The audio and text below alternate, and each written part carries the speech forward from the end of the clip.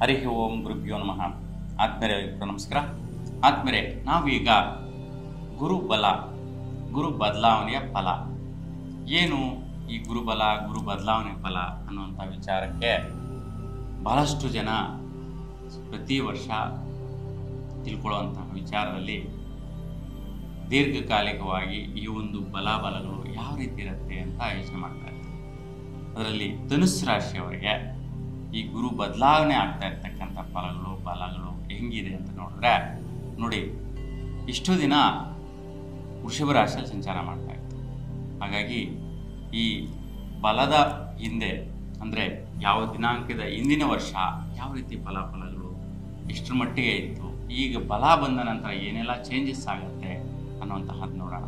ವಿಶೇಷವಾಗಿ ಹೇಳಬೇಕು ಅಂತಂದರೆ, ಧನುಸ್ಸು ರಾಶಿಯವರು ಈ ಒಂದು ವರ್ಷ ಅದೃಷ್ಟ ಮಾಡಿರ್ತಕ್ಕಂಥ ವರ್ಷ ಅಂತಲೇ ಹೇಳ್ಬೋದು. ಸುಮಾರು 12 ವರ್ಷಗಳಿಗೂ ಒಮ್ಮೆ ಈ ಒಂದು ಮಹತ್ ಯೋಗ ಬರುವಂತಹದ್ದಿರುತ್ತೆ. ಏಕೆಂತಂದರೆ ನಿಮ್ಮ ರಾಶಿಯಿಂದ ಸಪ್ತಮ ಸ್ಥಾನಕ್ಕೆ ಹೋಗ್ತಾ ಇರ್ತಕ್ಕಂತಹ ಗುರು ಮಿಥುನ ರಾಶಿಯಲ್ಲಿ, ನೋಡಿ, ಮಿಥುನ ರಾಶಿಯಲ್ಲಿ ಸಪ್ತಮ ಸ್ಥಾನಕ್ಕೆ ಹೋಗ್ತಾ ಇರ್ತಕ್ಕಂತಹ ಗುರು ಮತ್ತು ಅದೇ ರಾಶಿಯಿಂದ ಗೋಚಾರದಲ್ಲಿ ಸಂಚಾರ ಮಾಡ್ತಾ ಇರ್ತಕ್ಕಂತಹ ಗುರುವಿನ ಸ್ಥಾನದಿಂದ ನಿಮ್ಮ ಒಂದು ರಾಶಿ ಕೂಡ ಸಪ್ತಮ ದೃಷ್ಟಿ ಇರುತ್ತೆ. ಅಂದರೆ ಗುರುವಿನ ದೃಷ್ಟಿ ನೇರವಾಗಿ ನಿಮ್ಮ ರಾಶಿ ಮೇಲಿರೋದ್ರಿಂದ ವಿಶೇಷವಾದಂತಹ ರಾಜಯೋಗ, ಕುಬೇರ ಯೋಗ ಫಲಗಳನ್ನು ಪಡೆಯುವಂತಹದ್ದು ನಿಮ್ಮ ಜೀವನ ಈ ವರ್ಷದಲ್ಲಿ ತುಂಗ ಸ್ಥಾನಕ್ಕೆ ಬೆಳೆದುವಂತಹ ಒಂದು ಅವಕಾಶಗಳು, ಬೆಳೆದು ನಿಲ್ಲುವಂತಹ ಸಂತೃಪ್ತಿಕರವಾದಂತಹ ಯೋಗ ಫಲಗಳು ನಿಮ್ಮದಾಗಿರುತ್ತೆ. ಯಾವ್ಯಾವ ವಿಚಾರದಲ್ಲಿ ಅಂತ ನೋಡಿದ್ರೆ, ವಿಶೇಷವಾಗಿ ನಿಮ್ಮ ಒಂದು ವೈಯಕ್ತಿಕವಾದಂತಹ ದೃಢತೆ, ನಿರ್ಧಾರ, ಸ್ಥಿರತ್ವ, ಬಲ ರಾಜಯೋಗದಿಂದ ಕೂಡಿರುತ್ತೆ. ಆನೆ ಬಲದಿಂದ ಬಂದಿರುತ್ತೆ. ಏನೋ ಒಂಥರ ಧೈರ್ಯ, ಸ್ಥೈರ್ಯ, ಅಭಿವೃದ್ಧಿ ಕಾಣುವಂತಹದ್ದು, ನಿಮ್ಮಲ್ಲಿ ಒಂದು ಸ್ಥಿರತೆ ಕಾಣುವಂತಹದ್ದು ಬಂದಿರುತ್ತೆ. ನೋಡಿ, ಇಷ್ಟು ದಿನಗಳು ಇವೆಲ್ಲವೂ ಕೂಡ ಇರಲಿಲ್ಲ. ಗುರು ಷಷ್ಠಮ 6ನೇ ಮನೆಯಲ್ಲಿದ್ದಾಗ ಈಗ ಆ ಒಂದು ಫಲಗಳು ನೋಡ್ತಾ ಇದ್ದೀರಾ. ನೋಡಿ, ಮತ್ತೆ ನಿಮ್ಮ ಸ್ವಸ್ಥಾನದಲ್ಲಿ ಮನೆ ಕಡೆ ಶ್ರೇಷ್ಠವಾದಂತಹ ಫಲದಾಯಕವಾದಂತಹ ಅನುಕೂಲತೆಗಳು, ಬಲಗಳು, ವಿಶೇಷವಾಗಿ ಪ್ರಾಪ್ತಿಗಳು ಲಭಿಸುತ್ತೆ.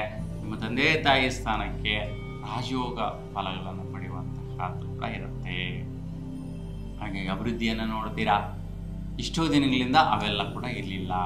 ಮನೆ ಕಡೆ ಏನೋ ಒಂದು ವ್ಯಯ, ಖರ್ಚು, ಲಾಸು, ಮಾನಸಿಕವಾಗಿ ಹಿಂಸೆ, ವೈಪರೀತ್ಯಗಳು ಇವೆಲ್ಲ ನೋಡ್ತಾ ಇದ್ರಿ. ಈಗ ತದ್ವಿರುದ್ಧ ಅವೆಲ್ಲವೂ ಕೂಡ ಮಾಯ. ತುಂಬ ಶುಭಫಲ ಕೊಟ್ಬಿಡ್ತಾನೆ.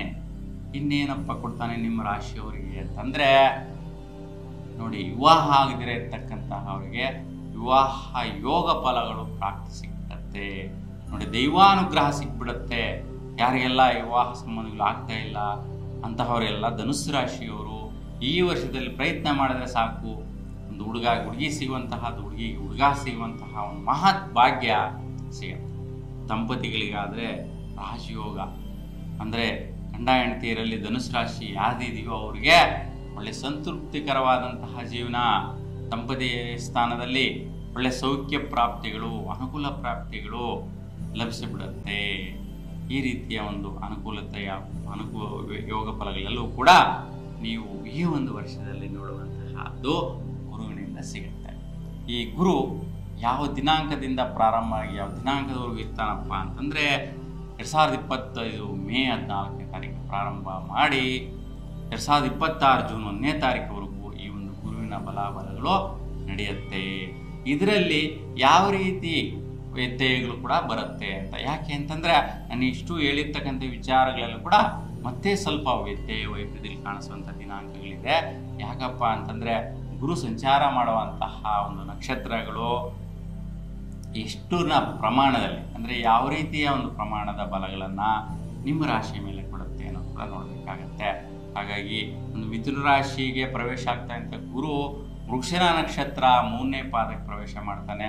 3, 4ನೇ ಪಾದದಲ್ಲಿ ಸಂಚಾರ ಮಾಡುವಂತಹ ಸಮಯದಲ್ಲಿ ವಿಶೇಷವಾದಂತಹ ಒಳ್ಳೆಯ ಒಂದು ಫಲಪ್ರಾಪ್ತಿಗಳು, ವಿದ್ಯಾರ್ಥಿಗಳಿಗೆ ಸೌಖ್ಯಗಳು, ಪೂರ್ವಜನ್ಮದ ಸುಕೃತ ಫಲಗಳನ್ನು ಪಡೆಯುವಂತಹ ಒಂದು ಯೋಗ ಫಲಗಳು ನಿಮ್ಮದಾಗಿರುತ್ತೆ. ಮತ್ತು ಖರ್ಚು ಮಾಡುವಂತಹ ವಿಚಾರದಲ್ಲಿ ದಂಪತಿಗಳಿಗೆ ಮತ್ತು ವಿದ್ಯಾರ್ಥಿಗಳಿಗೆ ಒಳ್ಳೆ ರೀತಿಯ ಒಂದು ಜೀವನದಲ್ಲಿ ಉಪಯೋಗಕ್ಕೆ ಬರುವಂತಹ ಒಂದು ಅವಕಾಶಗಳಿಗೆ ಖರ್ಚು ಮಾಡ್ತೀರಾ. ಈ ವಿಚಾರದಲ್ಲಿ ಉತ್ತಮ ಫಲ ಇದೆ, ಶ್ರೇಷ್ಠ ಫಲ ಕೊಡ್ತಾನೆ. ಈ ಒಂದು ಗುರುಗ್ರಹವು ಆರಿದ್ರ ನಕ್ಷತ್ರ ಪ್ರವೇಶ ಮಾಡ್ತಾನೆ. ಸೊ ದಿನಾಂಕ 14 ಜೂನ್ ಅಂದರೆ 25ರ ಜೂನ್ 14ನೇ ತಾರೀಕಿಗೆ ಈ ಒಂದು ಗುರುಗ್ರಹವು ಆರಿದ್ರ ನಕ್ಷತ್ರದಲ್ಲಿ 1, 2, 3, 4ನೇ ಪಾದಗಳಲ್ಲಿ ಸಂಚಾರ ಮಾಡುವಂತಹ ಸಮಯ ಆಗಸ್ಟ್ 12ವರೆಗೂ ಇರುತ್ತೆ. ಸುಮಾರು 58 ದಿನಗಳ ಕಾಲ ಗುರು ಆರಿದ್ರ ನಕ್ಷತ್ರದಲ್ಲಿ ಸಂಚಾರ ಮಾಡ್ತಾ ಇರ್ತಾನೆ. ಸುಮಾರು 2 ತಿಂಗಳ ಕಾಲ ಇರ್ತಕ್ಕಂತಹದ್ದು.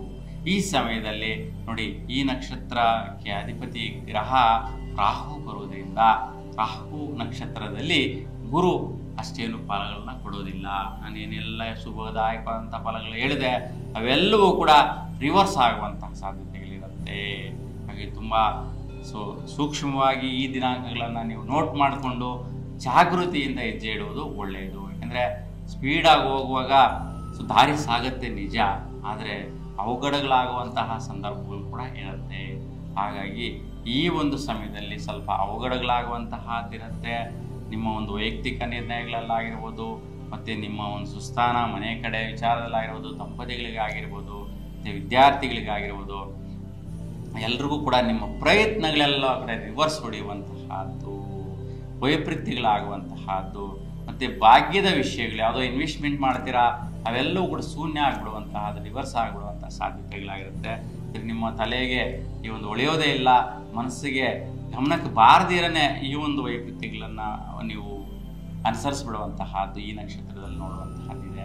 ಹಾಗಾಗಿ ಈ ನಕ್ಷತ್ರದಲ್ಲಿ ತೊಂದರೆಗಳು ಬರೋದ್ರಿಂದ ಇಲ್ಲಿ ನೀವು ರಾಹುಗ್ರಹಕ್ಕೆ ಮುಖ್ಯವಾಗಿ ರಾಹು ಕಾಲದಲ್ಲಿ ಅಮ್ಮನವರ ದೇವಾಲಯದಲ್ಲಿ ಒಂದು ಉದ್ದಿನ ಕಾಲ ಮೇಲೆ ನಿಂಬೆಹಣ್ಣಿನ ದೀಪಗಳನ್ನು ಬೆಳೆಸೋದ್ರಿಂದ ತುಂಬ ಶುಭಫಲವನ್ನು ಪಡಿತೀರಾ. ಹಾಗಾಗಿ 16 ದಿನಗಳ ಕಾಲ 16 ದಿನಗಳು ರಾಹು ಕಾಲದಲ್ಲಿ ಮಾಡುವಂತಹ ಶಾಂತಿ ಪರಿಹಾರದಿಂದ ಈ ಒಂದು ವೈಪರೀತ್ಯಗಳು ನಿವಾರಣೆ ಆಗುತ್ತೆ. ಇನ್ನು ಪುನರ್ವಸು ನಕ್ಷತ್ರ ಪ್ರವೇಶ ಮಾಡ್ತಾನೆ ಗುರು 1, 2, 3ನೇ ಪಾದಗಳಲ್ಲಿ. ಸೊ ಈ ಒಂದು ಪುನರ್ವಸು ನಕ್ಷತ್ರ ಗುರು ನಕ್ಷತ್ರ ಆಗಿದ್ದರಿಂದ ನಿಮಗೆ ಆಗಸ್ಟ್ 12ರ ನಂತರ ಒಳ್ಳೆ ರೀತಿಯ ಯೋಗ ಫಲಗಳೆಲ್ಲವೂ ಕೂಡ ಪ್ರಾಪ್ತಿ ಸಿಕ್ಬಿಡತ್ತೆ. ಸೊ ಆ ನಂತರ ಅಕ್ಟೋಬರ್ 18ನೇ ತಾರೀಕಿಗೆ ಪುನರ್ವಸು ನಕ್ಷತ್ರ 4ನೇ ಪಾದದಲ್ಲಿ ಕಟಕ ರಾಶಿಗೆ ಹೊರಡ್ತಾನೆ. ಆ ಒಂದು ಸಂದರ್ಭದಲ್ಲಿ ಸ್ವಲ್ಪ ಆರೋಗ್ಯ ವೈಪರೀತ್ಯಗಳು ಉಂಟಾಗುವಂತಹದ್ದು, ಮನೋಸ್ಥಿತಿ ಸರಿ ಇಲ್ಲದೆ ಇರುವಂತಹದ್ದು, ಸ್ಕಿನ್ ರಿಲೇಟೆಡ್ ವೈಪರೀತ್ಯಗಳು ಬರುವಂತಹದ್ದು, ಗಂಟಲು ಸಂಬಂಧಿ ಸಮಸ್ಯೆಗಳು ಬರುವಂತಹದ್ದು, ಸ್ವಲ್ಪ ಫೈನಾನ್ಷಿಯಲ್ ವಿಚಾರಗಳಲ್ಲಿ ವೈಪರೀತ್ಯಗಳು ಕಾಣಿಸುವಂಥ ಸಾಧ್ಯತೆಗಳು ಇರುವಂತಹದ್ದು ಬರುತ್ತೆ. ಹಾಗಾಗಿ ಸ್ವಲ್ಪ ಮನೆ ಕಡೆ ಕೂಡ ಸ್ವಲ್ಪ ಕಷ್ಟಗಳಿಂದ ಕೂಡಿರುವಂತಹ ದಿನಗಳಾಗಿರುತ್ತೆ. ಆ ಒಂದು ದಿನಗಳಲ್ಲಿ ಅಂದರೆ ಅಕ್ಟೋಬರ್ 18ರಿಂದ ಡಿಸೆಂಬರ್ 5ನೇ ತಾರೀಕುವರೆಗೂ ಈ ಗುರು ಕಟಕ ರಾಶಿಯಲ್ಲೇ ಇರ್ತಾನೆ. ಈ ಸಂದರ್ಭದಲ್ಲಿ ನೀವು ಒಂದು ನಾಗರಕಟ್ಟೆಯಲ್ಲಿರುವಂತಹ ಒಂದು ಅಶ್ವತ್ಥ ವೃಕ್ಷ ಅಂದರೆ ಅರಳಿ ಮರಕ್ಕೆ 21 ಪ್ರದಕ್ಷಿಣೆಯನ್ನು ಮಾಡಿ ಪೂಜೆ ಮಾಡೋದ್ರಿಂದ, ಅಂದರೆ 21 ದಿನಗಳ ಕಾಲ ಮಾಡಬೇಕು. ಯಾಕಂತಂದ್ರೆ ಇಲ್ಲಿ 47 ದಿನಗಳ ಕಾಲ ಕಟಕ ರಾಶಿಯಲ್ಲೇ ಸಂಚಾರ ಮಾಡ್ತಾನೆ ಗುರು, ಮತ್ತು 1.5 ತಿಂಗಳ ಕಾಲ ಇರ್ತಾನೆ. ಹಾಗಾಗಿ ಸ್ವಲ್ಪ ಶ್ವಾಸಬಾಧೆ, ಸ್ವಲ್ಪ ಗಂಟಲು ಸಮಸ್ಯೆಗಳು ಇವೆಲ್ಲ ಬರುವಂಥ ಸಾಧ್ಯತೆಗಳಿರುತ್ತೆ. ಅದಕ್ಕೆ ಅರಳಿ ಮರ ಪ್ರದಕ್ಷಿಣೆ ಮಾಡಿ ಪೂಜೆ ಮಾಡಿ ಶ್ರೇಷ್ಠವಾದ ಫಲಗಳನ್ನ ಪಡೆದುಬಿಡ್ತೀರಾ. ಸೊ ಆ ನಂತರ ಡಿಸೆಂಬರ್ 5ರಿಂದ 2026 ಜೂನ್ 1ನೇ ತಾರೀಕುವರೆಗೂ ಕೂಡ ಸ್ಥಿತಿ ಪುನರ್ವಸು ನಕ್ಷತ್ರ 3ನೇ ಪಾದದಲ್ಲಿ 1ನೇ ಪಾದಗಳಲ್ಲಿ ವಕ್ರ ಸ್ಥಿತಿಯಲ್ಲಿ ಸಂಚಾರ ಮಾಡಿ, ಮತ್ತೆ ಈ ಒಂದು ಸಮಯದಲ್ಲಿ ಮಿಥುನ ರಾಶಿಯಲ್ಲಿ ಕೊನೆಯವರೆಗೂ ಕೂಡ ಇರುವಂತಹ ಸ್ಥಿತಿ ನಿಮ್ಮ ರಾಶಿಯ 7ನೇ ಮನೆಯಲ್ಲಿರೋದ್ರಿಂದ, ಮತ್ತೆ ಗೋಚಾರದಲ್ಲಿ ಗುರುವಿನ ದೃಷ್ಟಿ ಕೂಡ ನಿಮ್ಮ ರಾಶಿ ಮೇಲೆ 7ನೇ ಸ್ಥಾನವನ್ನೇ ನೋಡ್ತಾ ಇರೋದ್ರಿಂದ ತುಂಬಾ ಶುಭ ಫಲಗಳನ್ನು ಪಡೆಯುವಂತಹದ್ದಿರುತ್ತೆ. ಒಟ್ಟಾರೆಯಾಗಿ ಒಂದು ರಾಹು ನಕ್ಷತ್ರದಲ್ಲಿ ಸಂಚಾರ ಮಾಡೋದೇ ಒಂದು 5% ಭಾಗ ಮಾತ್ರ ವೈಪರೀತ್ಯದಲ್ಲಿ ಬಿಟ್ಟರೆ 95 ಭಾಗದಷ್ಟು ಒಳ್ಳೆಯ ರಾಜಯೋಗ ಫಲಗಳನ್ನು ಪಡೆಯುವಂತಹದ್ದು ನಿಮ್ಮ ರಾಶಿಯವರಿಗೆ ಸಿಗತ್ತೆ. ಇಡೀ 12 ರಾಶಿಗಳಲ್ಲಿ ಒಂದು 3 ರಾಶಿಗಳಿಗೆ ಶ್ರೇಷ್ಠ ಫಲದಲ್ಲಿ ನಿಮಗೆ ತುಂಬಾ ಶ್ರೇಷ್ಠ ಫಲ ಸಿಗುತ್ತೆ ಧನುಸ್ಸು ರಾಶಿಯವರಿಗೆ. ಹಾಗಾಗಿ ಪಡೆಯುವಂತಹ ಅನುಕೂಲತೆ ಇದೆ. ಹಾಗಾಗಿ ಈ ಒಂದು ಗುರುವಿನ ಫಲ ನೀವೆಲ್ಲರೂ ಪಡೀರಿ ಅಂತ ಭಗವಂತನಲ್ಲಿ ಪ್ರಾರ್ಥಿಸ್ತಾ ಎಲ್ರಿಗೂ ಶುಭವಾಗಲಿ. ನಮಸ್ಕಾರ.